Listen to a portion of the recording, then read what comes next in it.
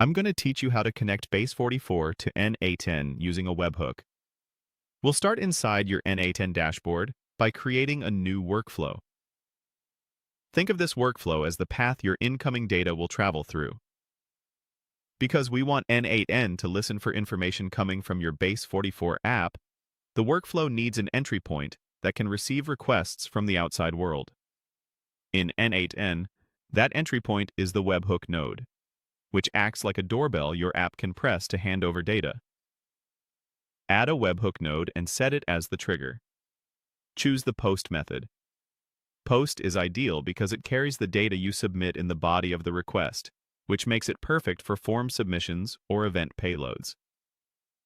As soon as you set up the node, n8n will generate a unique webhook URL.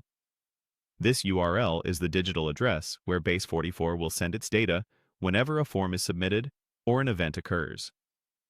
Open the webhook node settings and copy the URL.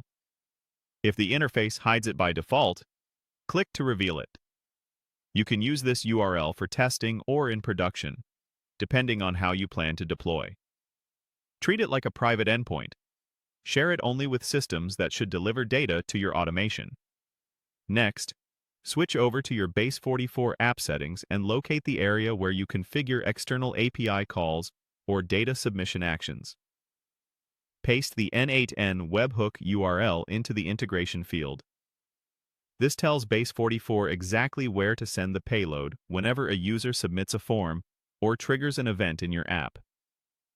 Behind the scenes, Base44 will make a post request to that URL and include the form contents in the request body. Before moving on, make sure the fields you intend to send line up with what you expect to receive in n8n. Common examples include first name, last name, an email, and a prompt or message. Ensure Base44 sends these in the body of the request using consistent field keys. Clear names make it easier to reference the data later in your workflow and reduce confusion as your automation grows. Head back to n8n and activate your workflow. Click Execute Workflow to put the webhook into listening mode.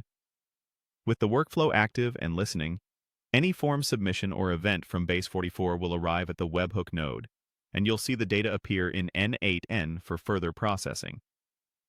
That's all you need to establish a reliable post-based connection from Base44 to n8n using a webhook, ready for whatever automations you build next.